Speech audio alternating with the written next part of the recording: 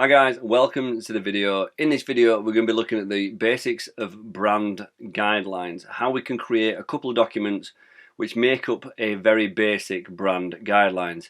My name is Paul Greenwood, welcome to my channel. This is the Hive of Many channel.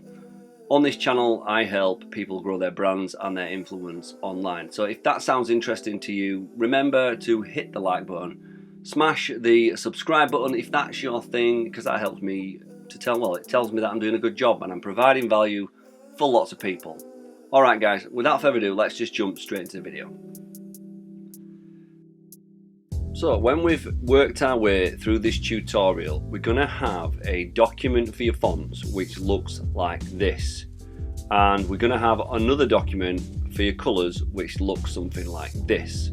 It's really simple to create, and if you do create a document like this, it's going to help you with other designers or sending it out to a videographer or anybody who does design, or just literally keeping your brand on course. It could be that you're a social media manager and you just really want to organize your fonts, or you want to hand this over to a social media manager and go, these are my fonts, stick to these fonts, stick to these colors when you do my graphic design.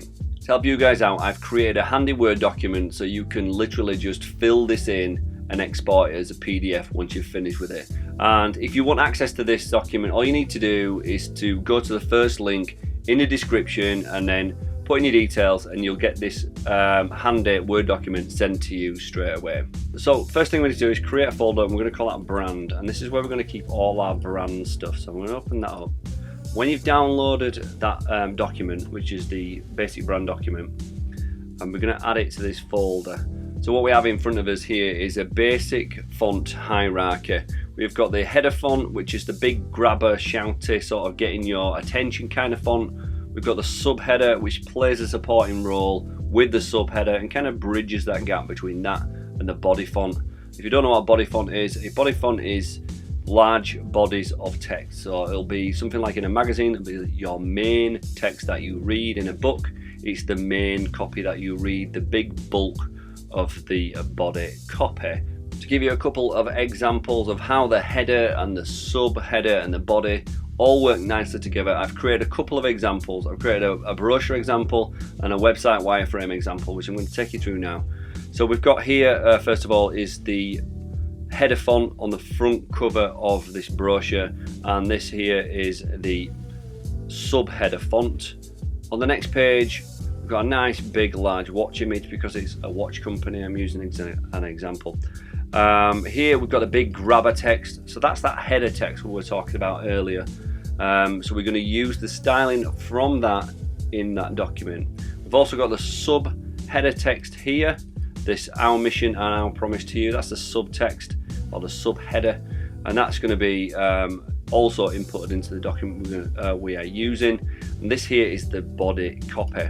So as you can see, all three kind of work in unison together. I've only used two fonts, and the two fonts I've used in this project is Playfair, which is a free font which you can download from Google Fonts, and the main font here is one called Nonito Sans, which is also another free font, so you can pick that up on Google Fonts as well. You can download it and also use that in your web projects. A quick power tip when it comes to choosing your fonts would be to always go and do your research when deciding on a font.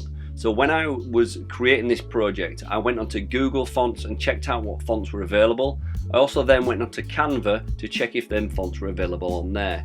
So I know if it's available on Google Fonts, I can embed that into a website, and if it's available on Canva, I could hand this project over to a social media manager to use, so they can develop social media graphics quite easily and they're not having to use alternate fonts. So here's the other example that I've created for this tutorial. This is a website wireframe, just a really basic website. So at the top here we've got the font Nonito Sans for the buttons at the top and the main navigation. We've got the header font, the big grabby text, with the supporting subheader text here. Going down further, we've got another header, so that may be a H1 tag. If we're talking web terms, we're getting a bit complicated here. That would be like a H1 tag. These maybe be H2 tags or header 2. So these are still header fonts. These would be subheader fonts or buttons that take you through to the shop page. Again, this would be a button subheader type font. Again, on the lower bit here, which is like an about our story section of the website, you've got a header, you've got a subheader, and a body. So once you've decided upon what header font you're going to use for your project, what subheader font you're going to use, and the body copy, it's time to fill in this document. So I'm going to quickly just go through, change the font on each of these, and I'm also going to change the name of the font on each of these. So we know that the header font is in the Playfair display font, and I think it's black, the weight. We're going to put the company name in here. I'm also going to change this here. Same for this one, which is Nonito bold, and this is going to be Nonito regular. So I'm going to go ahead and I'm going to make those changes now.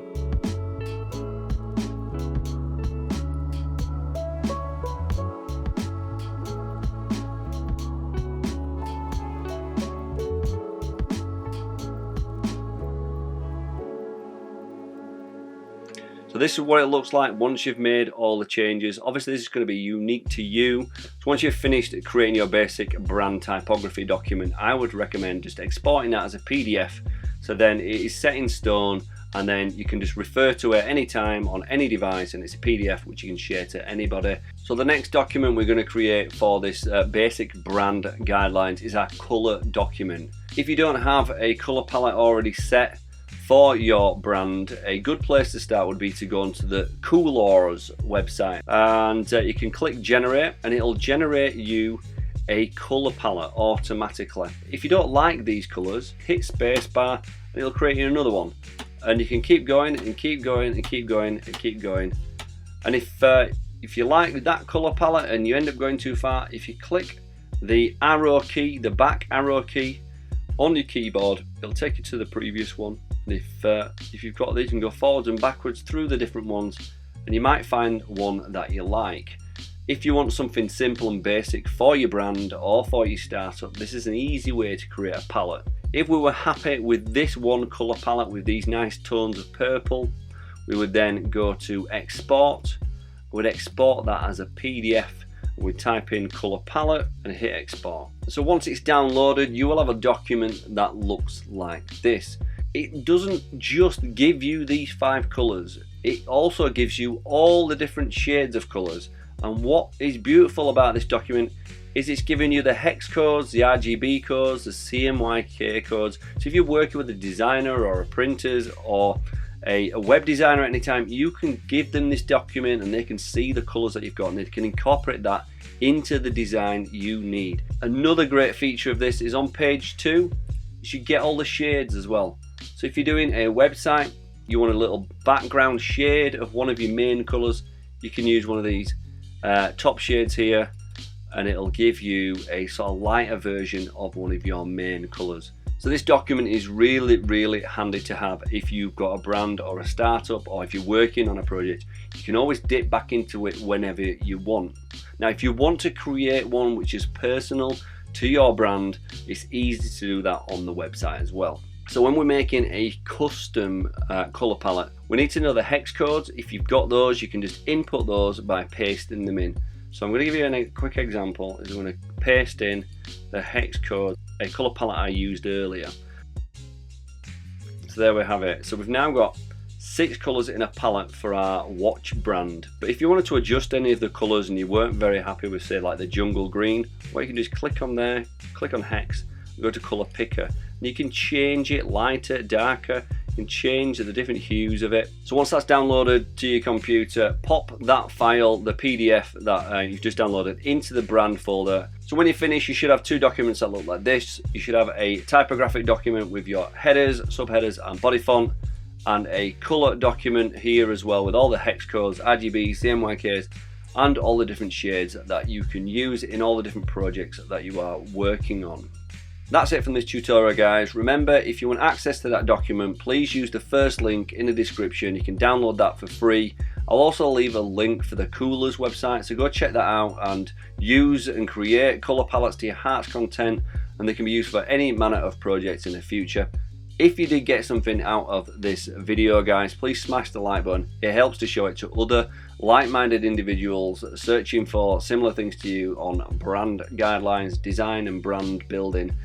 Also, consider subscribing. It does show me that you are interested in my content and I've done either a good job or I've created some kind of value and you've got something out of it. So please, as I say, consider subscribing if that's your thing.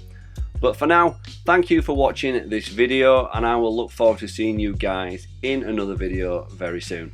Take care, see you soon. Time doing the video, here we go. Let's see what it's going to sound like. See what it's going to sound like. Just a flying start, aren't we? So once you've finished design... Hi guys and welcome to the video. It's me, Paul Greenwood from Hive of Many. On this channel I help you develop come on. So that's it from this tutorial, guys, and remember, if you want access to the document which you can fill in and fill out and fill in and fill out, why am I saying it twice?